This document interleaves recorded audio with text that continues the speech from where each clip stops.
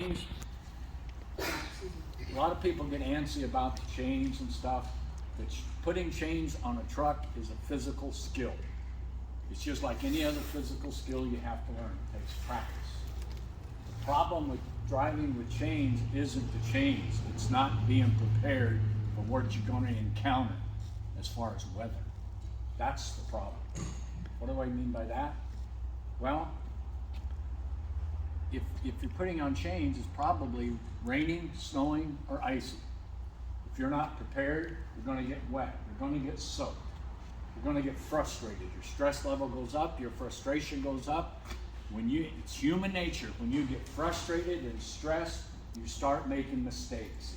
You make mistakes, and one of these things, on snow and ice, it can kill you. It can kill other people. Okay? All right? I have personally, as a paramedic, treated an individual that was run over by his own truck putting chains on. Okay. He got frustrated. All right. So the biggest thing I teach in your classes, we're going to put chains on. I'm going to show you how to do it. We're going to tell you how to be prepared. That is the thing. We're going into winter driving. Okay. We're in Western Washington and Oregon. There are some places here in North America for black ice are in this state. He knew something. I don't know how many millions. If you're not prepared up here, you can die. You can die from hypothermia. You can die because you're frustrated and you make a mistake. So I advocate be prepared. Okay. Here's what I put down, and I'll show you what I used to carry. Okay. You need to have gloves. You all have gloves anyway. Carry an extra set of gloves. Okay. Warm clothes. Okay. I know you're all day cabs, but you got room on the passenger floorboard to put a little bag just like that. In that bag, I carried extra long underwear up here, down here, extra pants, extra socks, towel. Why?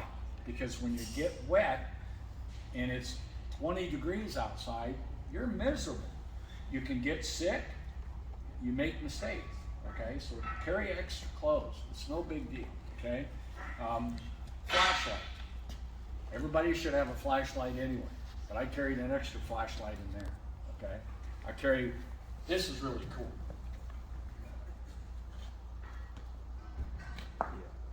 Have a headlamp or something, okay? This is cool because it covers the old bald head. You don't have to worry, all right? But if you have a headlamp, okay, you've got both hands working. If you're holding a flashlight, trying to put chains on a truck, it's very difficult, right? You do what I do, you set the flashlight in the snow, and now you can't find the flashlight, okay? So get something to put on your head. These work great, and they're only a couple of bucks.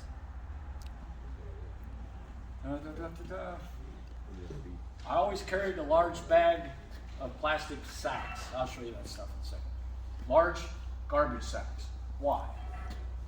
Lay down in the snow in your clothes. You're going to get soaking wet. If you got a roll of plastic bags, the big garbage can bags, cost a couple bucks. You can lay that on the ground and lay on it in an emergency. You can cut a hole in it, put it over your head like a poncho. Okay? They can be lifesavers. Hand warmers. I carried hand warmers, right? Well, it's hard to keep them on your hand, but they're great when you put them in your boots. Your feet stay nice and warm, okay? The other thing I carried a box of protein bars, granola bars. Why? They're high in protein. You're going to expend a lot of energy out here putting chains on a truck. Why? Because your body is working overtime trying to keep it warm. And it's eating up all your energy and your food. Eat a couple protein bars, it keeps you going. Okay? Have drinking water. Why? Can you get dehydrated in the snow? You bet you can. You start sweating in your clothes, you get dehydrated, you got to be able to replace those fluids. Water's great, Gatorade's better, okay? Keep that in your little thing. Okay, so that's how you be prepared, okay? Other thing, probably going to Mills and you got like reflective clothing and stuff on, okay? This gentleman here has got a rain jacket, that's great. A lot of guys will have sweatshirts on and they put the raincoat over the top of it and you're not reflective, okay?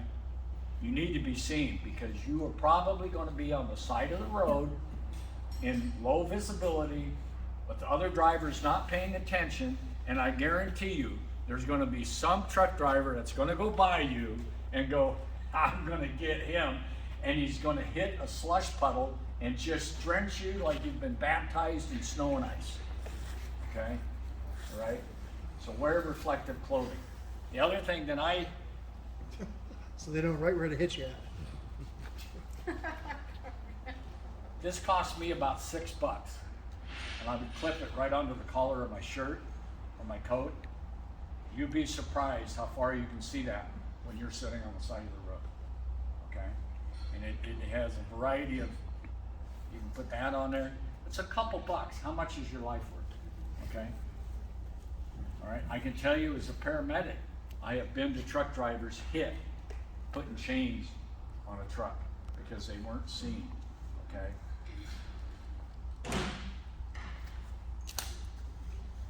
Okay, so now we know about being properly prepared, properly dressed. Equipment. No